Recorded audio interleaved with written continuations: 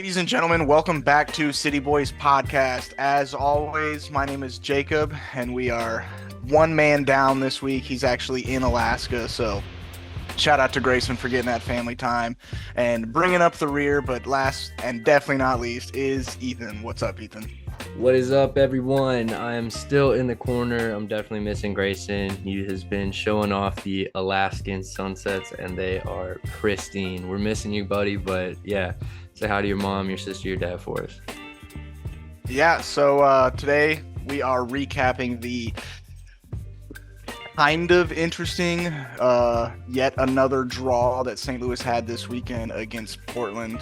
Fun fact from earlier when we first started recording, I do live in Portland, so this game kind of meant a lot to me. I would have liked to have rep my city gear out here and talk a little bit of trash, but I can't because we tied. No 3 points this week. However, I'm going to carry on my optimism from last week. We still got something from this game. Portland is not a bad team by any means, and we are walking out of this game with a point. Yeah, can't be too upset with the point. We are going to go over the things that did upset us about this game later in, but I think first we should get to our lineups. You want to go ahead and take it? I would be glad to, Jacob. In between the sticks, the man made out of stone, Roman Berkey. And of course, going from right to left, we got Thomas Totland, Tim Parker, Joachim Nielsen, and Anthony Markinich. Pretty strong back four at this point, pretty regular. This time in the pivot role, we got Jose Kachima getting his first MLS start. Congratulations to Jose. I think he balled out in that pivot role, as well as Chris Durkin in the number six. They have Kajima there, but actually, now that I think about it, he was probably more of a number 10, wasn't he? Yeah, he played Cam for most of the game. Yeah, that's what I saw as well. So I'm blaming Foot Mob for that little error. Then from right to left for the midfielders, we got Indiana Vasilev, Edu Lowen, and Celio Pompeu. Up top, the man, Joao Klaus. Jacob, what'd you make of this lineup? Yeah, pretty strong. We kind of alluded to it at the armchair analyst segment from last week that Kojima should probably start in that 10 role. And we got to see him start. I thought he had a pretty good game. Only thing that frustrated me was when they subbed AZ in, they pushed Kojima out wide and had AZ in that 10 role. And I thought with AZ coming on, just let Kojima stay in at Cam.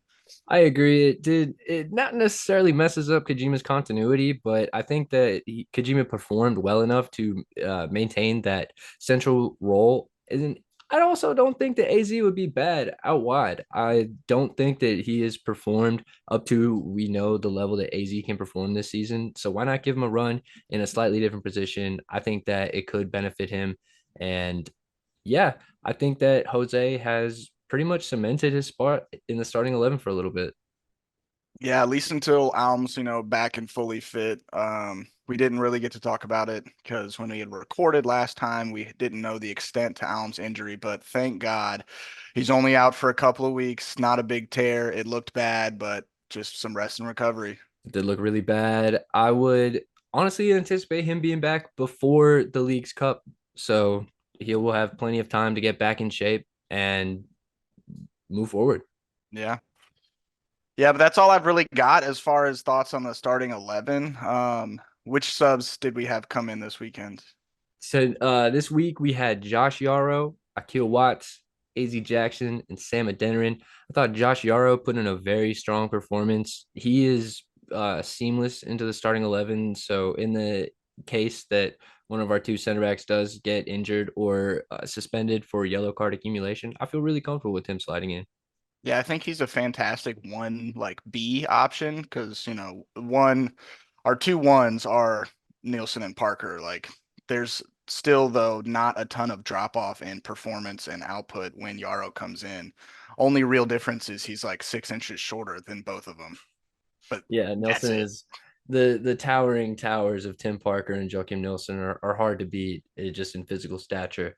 Akil Watts also featured. Well, give me your take on Akil Watts featuring. Dude, Akil Watts definitely deserves more clock. He never seems to really be in like a bad position.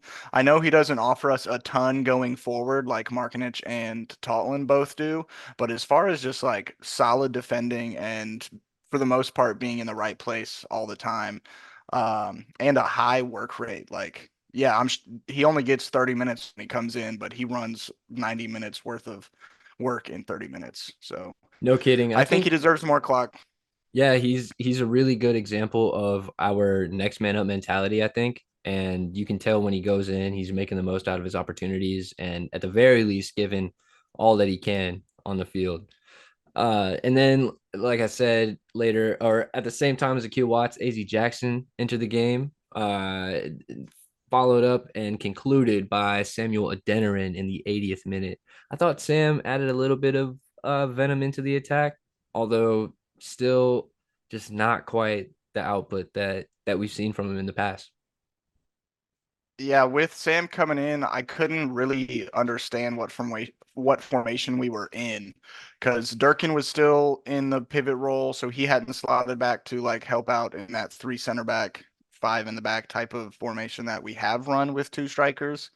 At times it looked like Klaus had dropped into the cam role, and also Klaus was still like super high up at the pitch as well. So we didn't look unorganized, but we didn't look like everybody knew exactly what their role was. Yeah, that is a little bit emblematic of St. Louis City, I think, toward the end of the games in general. It is kind of a byproduct of our kind of chaotic style. Although we've seen it benefit us oftentimes late on in matches. Although yeah, recently we have not seen too much of it toward the end of the game. Yeah. I don't know. I didn't mind him coming on. We were kind of talking about this before the pod. I think if the two of them, if we're gonna play with two strikers, we need to move away from the 4-4-2, go into like a 4-3-1-2 type formation, or even like a 3-5-2 with, wing backs I type like idea. that. Yeah, especially with Cedric Toiker coming. I'm really, really interested to see just how Klaus and Toiker will play together up top. Klaus, we've seen so often kind of fall more into that creative striker role, maybe playing underneath Sam Adeniran, in tandem almost with AZ Jackson. So I would love to see him creating a lot of chances for Toiker just to slot him home a lot of what we've kind of missed this season. Start us off with the recap. Yeah, so obviously in a 0-0 draw, there aren't any goals to recap, but there were some rather eventful things that took place over the course of this match that we definitely need to talk about. Each team did technically score a goal this game, and each goal was brought back for offsides, and both were correct calls. Can't fault the referee or the side judges for those calls. They were correct calls, but we did get to see the ball roll in the back of the net at a minimum. Um, there was also a huge moment towards the end of the match. Ethan had almost called it from last week doing my player pick to score. He said that Edu was going to score from a set piece, and Edu had three chances at very, very Edu scorable free kick ranges. And he even said in his post-match presser that he wasn't happy with his first two attempts, that he definitely could have done those two. So he was really trying to perfect the third one, and he was inches away from hitting a prime Messi-esque free kick, even prime Ronaldo-esque free kick into the top corner. He was Just talking about how. Go ahead. just the way it climbed over that wall and dipped back down. Oh, I was just on the edge of my seat watching that. I was screaming at my phone watching, like, please just go in the net, just dink off the post. Yeah, it was insane. Listening to him in the post-match presser say that he was setting it up because he was closer in the third one than the other two attempts, and the wall, like they've got some tall guys in the wall, that he was going to try to knuckle it in, and it just knuckled a little bit too much to the left. But in the run of play for this free kick, Edu hits it, smacks the post as hard as it could, gets the goalkeeper out of position, right, trying to make that save, comes, falls at Parker's feet, and Parker's got the whole net to shoot at. And there are a list of guys who I would prefer to have the ball fall into their feet in that position, but it fell to Tim, and Tim's a professional. he saw the center of the goal, and so did Bravo for their team, and they both he shot it towards the center, and Bravo threw his leg out, and literal goal line clearance to keep the game 0-0. And yeah, I wanted to throw up. It was so heartbreaking. That was a very close to vomit moment. The stuff that defenders dream of, and I do want to give just a little bit of credit to Portland Timbers. I thought that their wall stayed strong. They took two dome shots. Yeah. Those were not going slow. So credit to them and credit to Bravo, their left back, for just sticking his leg out. I was watching that replay. It seems like he just throws his leg out. I don't even think he's looking at Tim Parker when he kicks the ball. Just pure instinct there. Definitely a little disappointed in Tim, although based on this match, I would not be surprised to see a Tim Parker goal very soon. He looks like he is itching to find the back of the net. Well, it surprised me, and we cover them weekly, but it surprised me in the broadcast when they talked about the fact that Tim Parker has yet to score a goal this season. I was like, that's insane. He scored the first one of ever. He has the inaugural goal for the franchise last year against Austin. What's the name of the tournament that we played in at the start of the season against Houston Dynamo? CONCACAF Champions Cup. That's so I believe he scored in that game, and so that's why I feel like we thought he scored this year because he has notched a goal this season, just not in the MLS. So he's due. Unfortunately, he hasn't scored a meaningful goal, Not yet. you know, Not because yet. we're not in the CONCACAF Champions Cup anymore. So I don't want to talk about it. yeah, there were some other things that took place. The reason Yarrow got subbed in, kind of going back, but also staying to where we are. He took a knee injury, a little bit of a knock, and Carnell was talking about how he was trying to watch to see how Nielsen had recovered and if he was going to be able to continue, and that they didn't want to take any chances with him, so they pulled him off early for Yarrow. And I'm not mad at it. I'd rather have Nielsen be frustrated for not finishing a game, but being able to finish the season than put him out there and run him risk for being injured for a while. So I hear you. And also you're gonna start this weekend, so head up. Yeah, he's our starting center back. There's no doubt about that in my mind. Yeah. Did you have anything else from the recap that you wanted to go over? I would like to mention that 7 yellow cards were issued to St. Louis City players in this match, which I thought was absolutely absurd. That's just an alarming amount of yellow cards. And so while I endorse St. Louis City's style of play, the aggression, the chaos, the gegenpress, I think it would be beneficial to the side to just ease off on fouls a little bit. Although a lot of times it is circumstantial, and there were moments in this game, specifically Nielsen's yellow card, that I do think were worthy of getting a yellow card. As Some were soft. yeah, like another good example of a soft yellow card is Celio Pompeu. If you look at that replay, it is a very strong challenge, I admit, although a very clean challenge. He gets Yep. all of the ball, hardly any of the man. If he gets any man on that challenge, it's him tripping over the ball. So Yeah. frustrating to see. That one frustrated me. Even Kojima's yellow card frustrated me. Like, it wasn't really there wasn't a ton of malice in the tackle. Like, it just looked hard because of the way the Portland player had fallen, but he wasn't going in full speed. Studs weren't up. If anything, his studs were pointed down because of how easy he was able to pop up after the whistle blew. Um, Agreed. s- so yeah, we need a little bit more grace in the yellow cards. I agree, but looking at the team stats right now, we outfouled them by 10 more fouls. We had 21 fouls to their 11.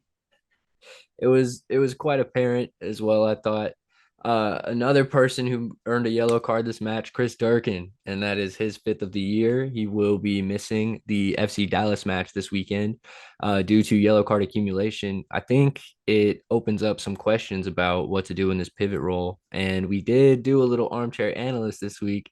You mentioned it earlier, Jacob, potentially a switch to a 4-3-1-2 formation. How would you fill that out with Durkin missing this weekend? Well, I think the easiest slot in, like for like, would be a Blom start. I think he's pretty healthy. if I remember, he was on the bench this week. Didn't see any clock though. In like our regular 4-2-3-1, it'd be Blom and Edu there. Give Kojima the start again at Cam. I thought he deserved, played well enough to deserve another start. In my eyes, he's playing better than AZ has this whole season. And why give AZ clock when he hasn't had as good of an outing that Kojima has had this far? Um, Something but the then, commentator said, sorry, Jake, I'm just going to interrupt you. yeah, Something the commentator said that I thought was really telling or just worth mentioning was that Carnell was more, he didn't take AZ Jackson to Miami because he wanted to bring a more defensive minded team. And the commentator mentioned if you're playing out of your skin going into the Inter Miami game, or if you're playing in an undroppable run of form, you're making that trip regardless of the starting 11, regardless of the game plan, because coach knows you can impact that game. So his form has just not been up to level this season. He has not performed to the artist level that he did last year. Yeah, I'm totally with you on that, Jake. I say give Kojima a run at that number 10 role. Let Edu and Blum sit back there. Who's your third center mid?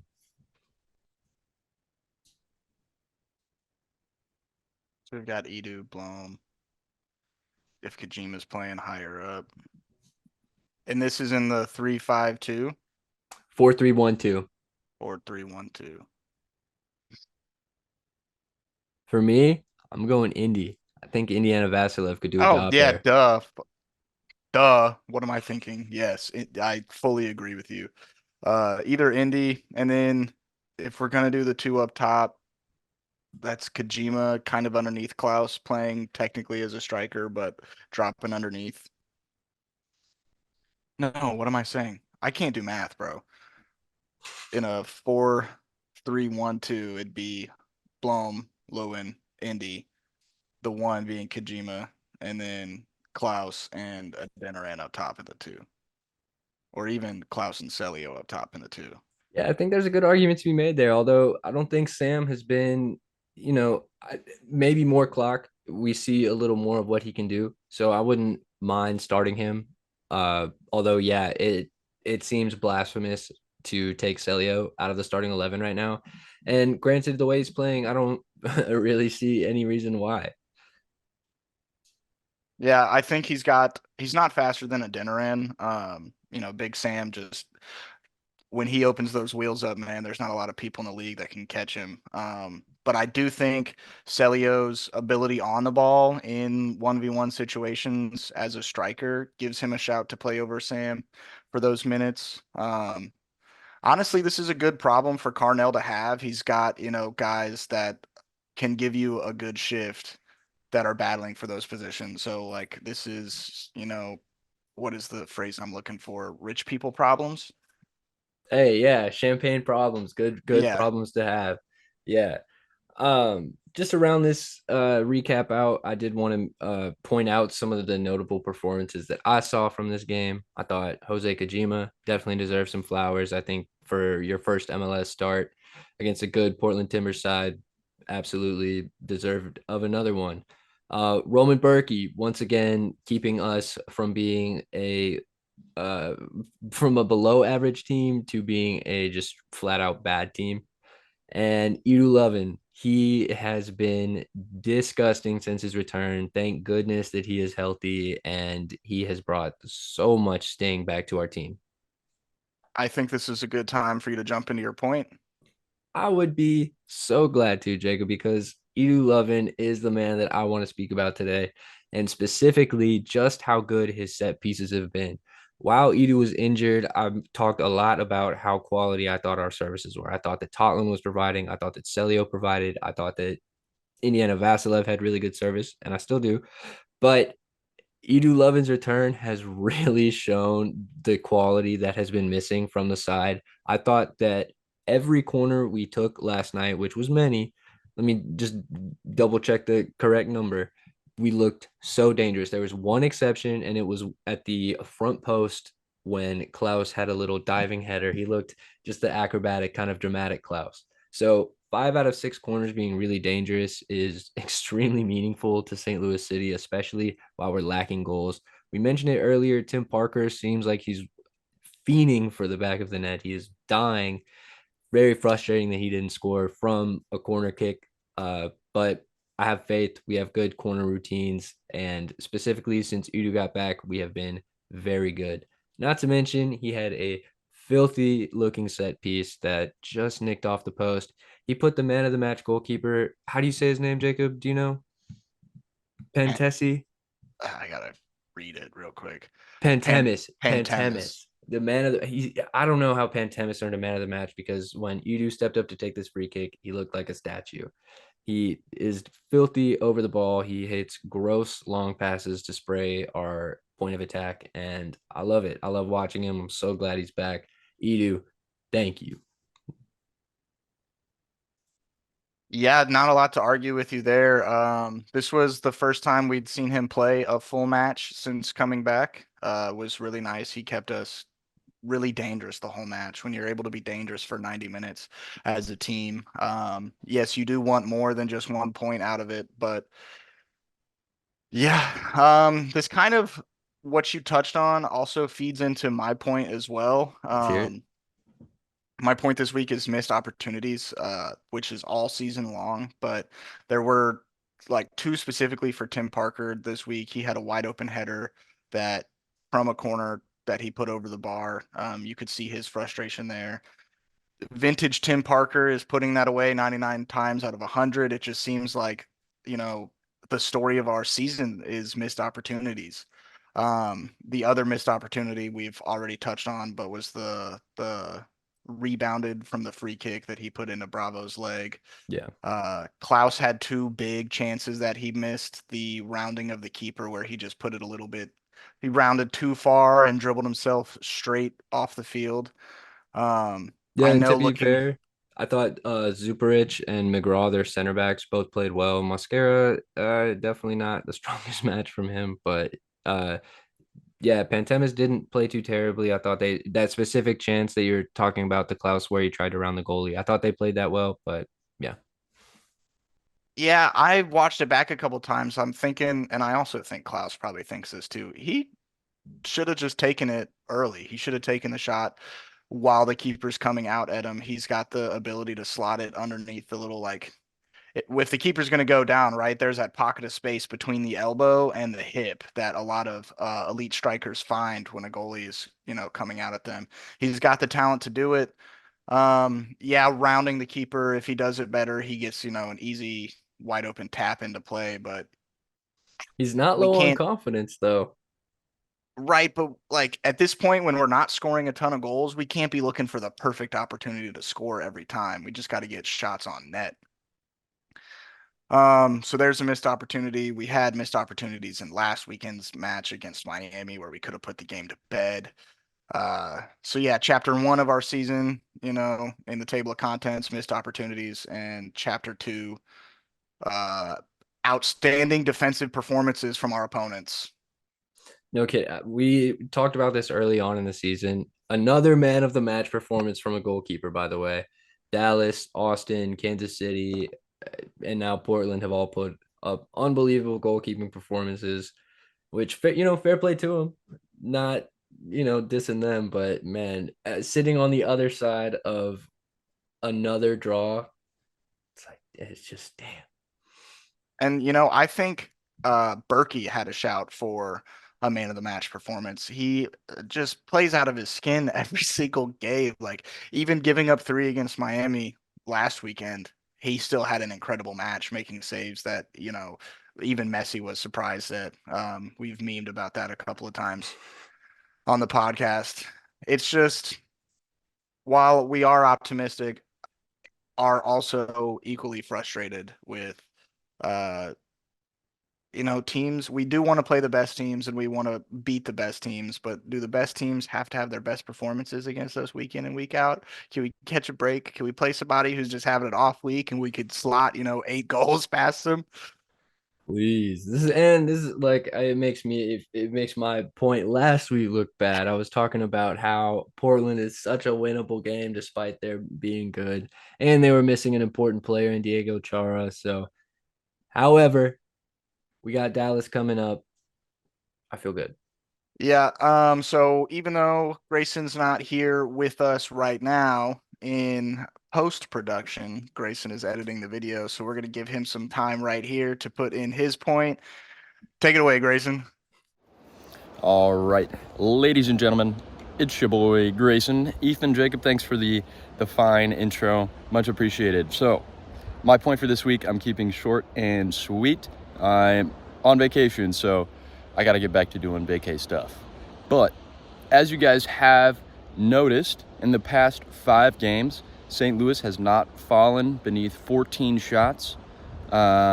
We've hit that number once, had 15 shots against, I think, LA. And then, of course, the high so far, which is 22 shots against Miami. Look at my friend here. I don't know who this is. But why this is worrying. So, yeah, we average almost about 15 shots or around 17 shots on per game. But yeah, we sit in 11th on shots on target per match. So of course, our clinicalness and accuracy on target needs to improve. But what is really worrying to me is our shot conversion rate. So St. Louis City has a shot conversion rate of 8.5%. That is super low. And we are currently tied for the second worst conversion rate in the league with Chicago and Orlando City.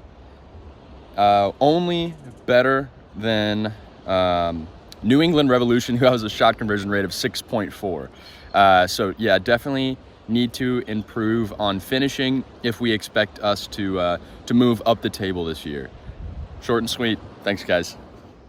Grayson, what an intelligent and well thought point. I think you are just so smart, and it shows it through your bald head. Yeah, were extremely well spoken, and I agree with everything that you had said, and could not have said it better myself. With that being said, we got one more thing to do before we move on, and that's Kit Clash, baby. Ding, ding, ding. Yeah, so this week we saw Portland's away. Uh, it's not really an alternate away jersey, but it it's a different away jersey than most teams have, right? Ours is white with the red accents. Theirs is this like tan with like tree limb thingy going So, on. some good ferns going around. Yeah. Personally, I live out in Portland. I see a lot of Timbers jerseys, which is good. They've got a good brand out here. I just so happen to be from the greatest city, St. Louis, so I'm definitely biased to our kits. I'm not very high on this jersey. I told Ethan this earlier. They look very Boy Scouty to me with the green shorts and the tan tops. And this is coming from an Eagle Scout himself. I have worn very similar colorways to what they had going on. So yeah. Uh this gets a 5 from me. You know, I can't see anything but a Boy Scout uniform if they just added a green sash across the middle. You just know that's why they don't have a sash in this. Another central logo on a kit. I've mentioned this before. I'm not huge on that at the moment in the MLS, although unlike Jacob, I do like this kit a little more. The off-white is a little nice, and I love the green color. Green's my favorite color. I'm not here to deny it. That's why I like it. The tree limbs all the way up from the body to the shoulders and around is not huge for me. I'm not the biggest fan, although I do appreciate the kind of homage that it pays to the Northwest. As far as ratings for this goes, though, still just pretty average for me. I'm going to give it a 7 on the dot. Portland has a pretty historic tradition of really good MLS kits. specifically the plaid and the really dark pine green. It's good stuff out there. They've been doing it for a long time, so this does not hit as hard as some of their home kits do from you. Yeah, I think like peak Portland when they were, battling in the playoffs every single season back to back to back. That 2021 Timbers away kit where it's like thin green stripe, big old white, thin green stripe, big old white with Yep. the solid green on the ends of the uh sleeves there. That to me is probably one of my favorite MLS kits, period. I think it's very clean and I do like the amount of white and green that they use in that kit, but that's not this kit. And we're gonna cut again for Grayson to jump in and give us his opinion for Kit Clash. Hey guys, Kick Clash time. I'm actually surrounded by the Portland kit. I dig this kit. I like the cream. I like the pine coming down the sides. You guys didn't dig it that much. I'm gonna give it a 7.8. I like it. All right. Yep. Maybe potentially polarizing. Maybe we all think it's mid. Maybe Grayson really loves it. You guys know before we do. So, yeah, moving on from Kit Clash, we've got FC Dallas next week. You want to intro them? So FC Dallas, we did play earlier on this season. You will not ever believe the result that we played to with FC Dallas, Jacob. A What? 0-0 draw. What? Unbelievable What? stuff. Can you believe it? So they they're not a bad team by any means. They're very much underperforming, like I talked about a little bit last week. They are 3-4 and they were 3-4-8 on the record. I don't know their current record after that. Oh, I guess it'd be 3-5-8. They are 3-5-8. What a genius I am, especially considering that it's supposed to go win loss draw, I think is the Yeah. pretty traditional table setting. So with the weird MLS, we get a pass. FC Dallas is also unbeaten in 5 home games. So as we go into Dallas, that's not the most promising sign.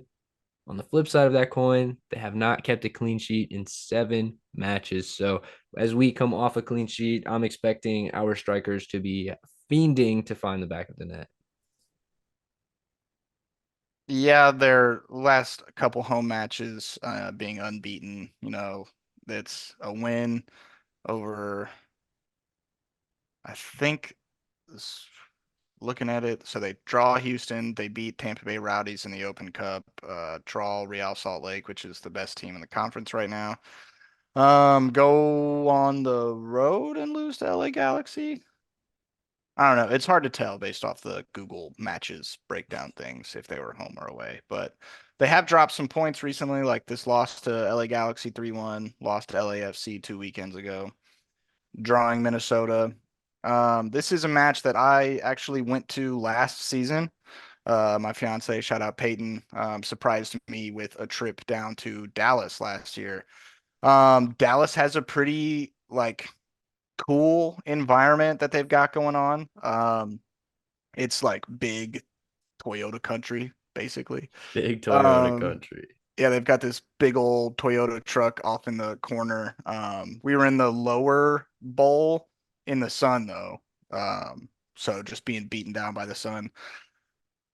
Pretty low though. I think they've got a really nice field. The FC Dallas supporters that were near me definitely would recognize me because I do not watch games quietly. I was a earful for Jesus Ferreira for most of the match. One half, he was just like strictly playing in front of me.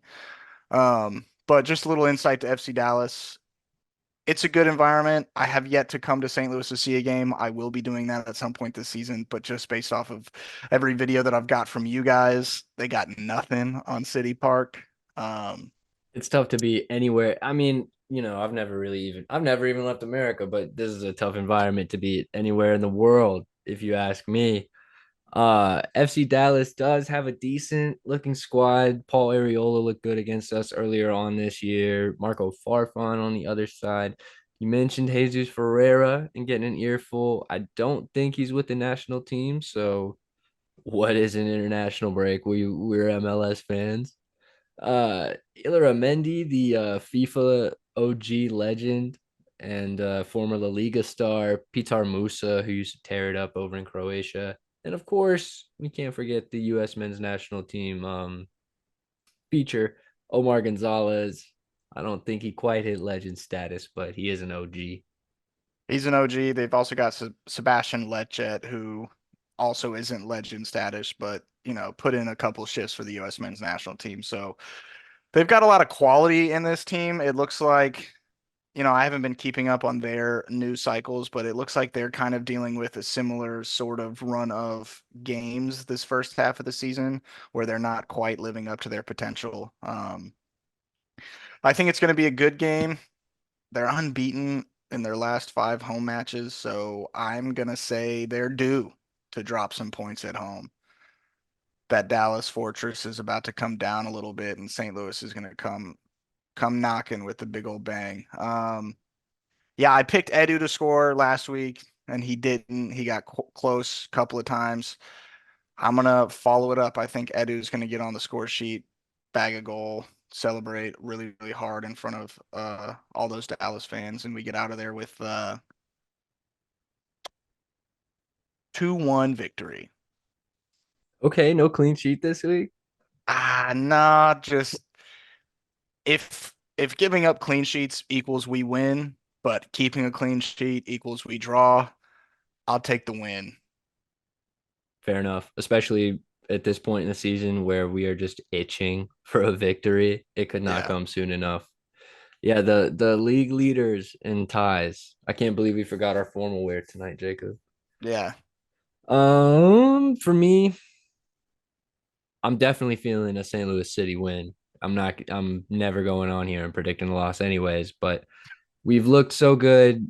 We looked so good against Inter Miami. We looked pretty good against Portland. We definitely looked like scoring against Portland. I'm gonna say a 2-0 victory, which I did declare last week. I was right about the clean sheet, which I'm gonna stay on because I do think our defense, while it hasn't looked the very top of the league, has a lot to be happy about. I think we are the league leaders in shots faced, as in we've faced the least amount of shots. Who's gonna score? You know what I realized watching St. Louis City this weekend, Jacob? Joao Klaus does not care whether or not I pick him to score. So I'm picking Joao Klaus to score. I think he's going to start, although I do think we're going to see some kind of switch in the attack next week. Joao Klaus is going to find the back of the net. I would say honestly, I think he does care if you pick him. This little extra boosted motivation from you to score this coming weekend is probably going to be what puts that ball actually in the goal this time instead of right on the line. Oh my gosh. Or just an elbow or so offside. Yeah. If We're gonna cut here for Grayson to give us his predictions. And last but not least, my prediction for FC Dallas. I think it's going to be a close one, much like last time. But I think we are going to predict it. I'm going to predict a win. St. Louis City does come out on top. Away from home, it's going to be tricky. It's going to be hard. But we're going to sneak one by and get all 3 points this week. We're going to keep the clean sheet. It's going to be massive. And my goal scorer for this week is going to be none other than the man, the myth, the legend, Celio Pompeu. I rate this guy. I think he is our best player this season, and he's gonna be man of the match next week with a winning goal. Hell yeah! Wow, Grayson, I can't believe you predicted a win too. That's crazy. I am so shocked. Imagine that. Yeah. All right. Well, Do we have Jacob, you anything got else? any yeah, any final thoughts? Final thoughts? Yeah, just I'm full of hope, full of optimism. I just want it to be rewarded here soon. I think I speak for everybody in that facet. As far as this podcast goes, be on the lookout. We're going to be doing some interesting things on social media here coming up. So make sure you interact, drop a like, drop a follow, subscribe. Rate 5 stars on Spotify, all that good stuff. Yeah, at 100 followers, we're still doing that giveaway. So, make sure you tell a friend about us. Some free stuff's going to be coming to one lucky winner's way.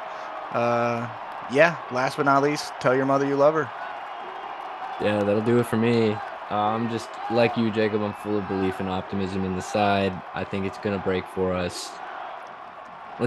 Let's go, City.